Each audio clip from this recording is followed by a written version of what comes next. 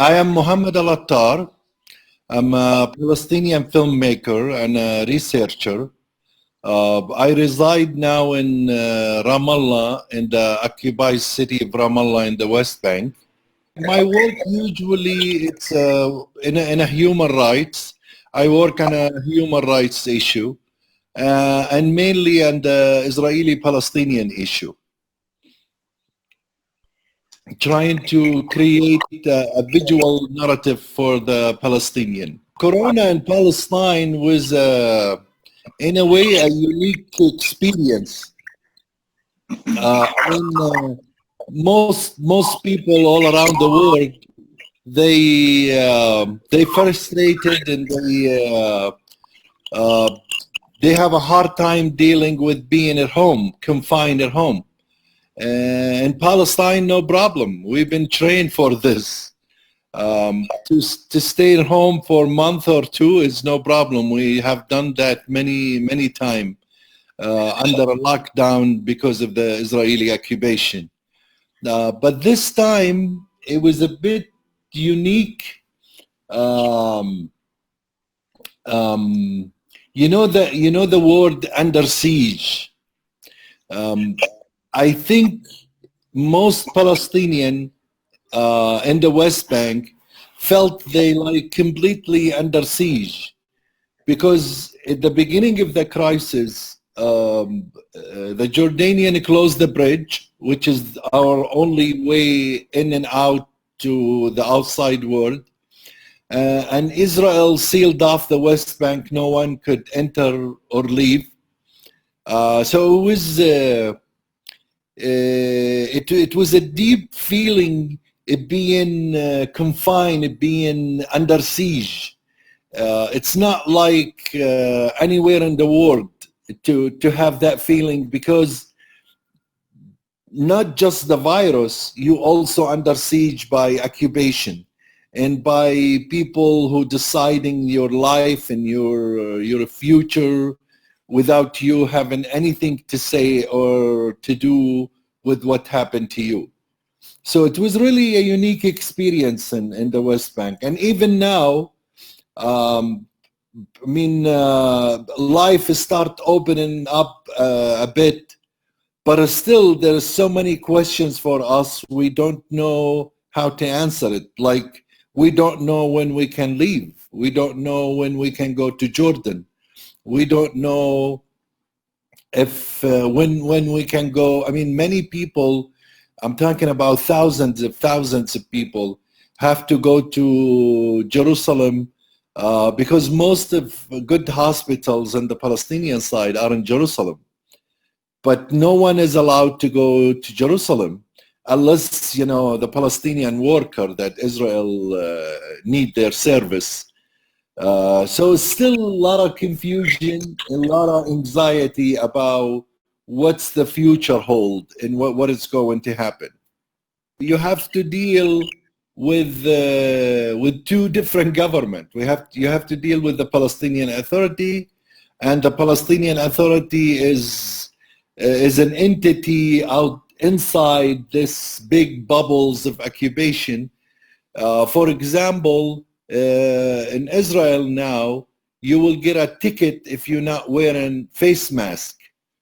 So any Palestinian driving in the West Bank without a face mask can get a ticket from the Israelis. 200 shekel is about 50 euros. And but at the same time, Palestinian Authority doesn't require, they advise you to wear the mask, but it's not mandatory. But the Israeli is mandatory.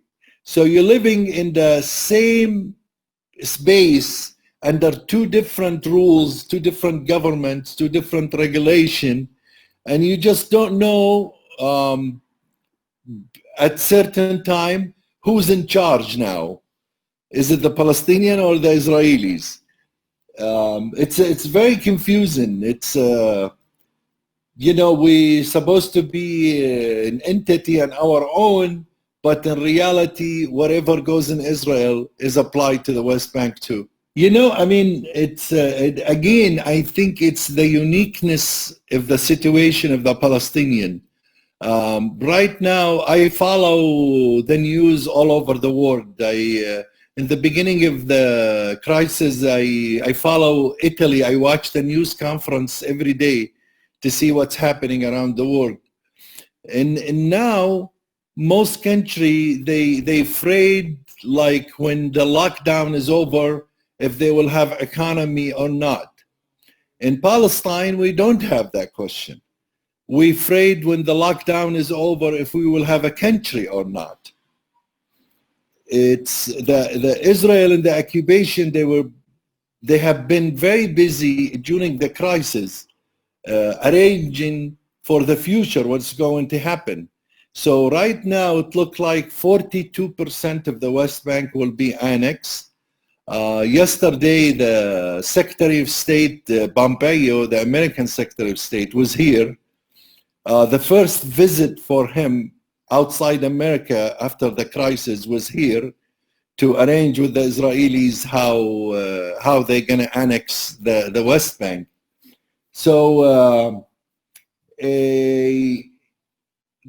I think that the dominating mood now among the Palestinians, the West Bank, is the big unknown. We don't really know what's the future hold. And I'm not talking about years, I'm talking about months. We don't know in 2-3 months what will happen. We don't know numbers. We don't know numbers and statistics, but what we can notice, it's the increase of attacks by the settlers. The settlers become more bold of expressing themselves in the West Bank. The situation, the atmosphere is, for years, it used to be like, the Palestinian sitting here on his land and the settlers trying to find, place for them in the West Bank. Now the situation is the opposite. It's like we, the Palestinian, the stranger, and the settlers are the master of the land. So the amount of settler harassment, settler attacks is increasing every day. And that's a new reality that reflects the political movement. The annexation on paper is also working in the ground. The settlers more and more start acting like they're the master of the land and they own the place. And for me, I have no doubt now the end game is clear for Israel. The end game is not the annexation. The end game is to get rid of the Palestinian completely. The annexation is just to make it, to find a legal firm for them to kick out the Palestinian. But for now, you can see there is no space, there is no future for the Palestinian in this place. So the Palestinian really left with two simple options now. It's either swallow this poison that has been offered to us, or decide just to give it the final push and see what's going to happen. They're going to kill thousands of us, but there is no other option. It's either you fight it now, or you just swallow that poison. In Gaza is a bit different because the occupation is not inside the strip, but the occupation is in the perimeter of the strip. In Gaza I was talking to a friend there, the major fear in Gaza is medical supplies, because Israel control all the medical supplies, and they were bargaining with Hamas to release some Israeli prisoners. They have like 3 or 4 soldiers prisoners. They were bargaining with them, and able to get the medical supplies, you have to release the prisoners. And the fear in Gaza, because of the density, if the virus really spread in Gaza, oh God help us. I think it will kill thousands of people because of the density and because the lack of medical supplies. I mean, all Gaza, I checked, all Gaza have 32 ventilators. You know, the ventilator is what you need when you're super sick and you need to breathe through it. You know, the oxygen mask. In all of Gaza, there is only 32 of it. So if 100 people went to hospital, then the whole health system will collapse. So Gaza is a different situation, but it's not much better than the West Bank. I mean, films is probably the last thing now you need to think about, because it's again, we still in the survival mood. You know, just survive, make sure you and your loved one around you, everybody okay, and let's see what's going to happen. And I think also, I mean, the 2 months of lockdown, it gave us a chance to think, and I'm talking here about just myself. I'm debating every day is like, what kind of film should we be making? What film? I mean, I used to make film about how much Israel violated human right, the human right of the Palestinian. But now that's really in old news. Israel is annexing the land and taking everything. So should we change the way we make films? What subject should we cover? You know, I have a friend who is working on a project on the old revolution. And when I saw him, he was laughing, like, you know, what old revolution? You know, of course it's important, we need to do it and we need to document it. But at the moment, it seems like it's not the priority. But again, what is the priority? What's priority films to make?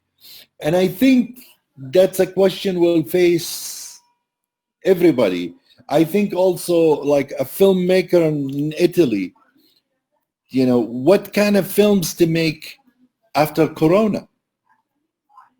You know, there is so many questions with lingering around the world. I remember the first news conference for Donald Trump after the Corona. And the first thing was out of his mouth was the economy. And he was trying to dismiss the whole thing, and it's a flu and it will goes away and we need to open the country. It looked like the civilization that we live in now, it's clear they value money and economy way more than they value its own citizen. And I think that will create a new way of thinking. I think it's too early to see where it's going to go, but for sure it's creating a new kind of thinking. And what kind of, where should we spend our time? What kind of film we should be making?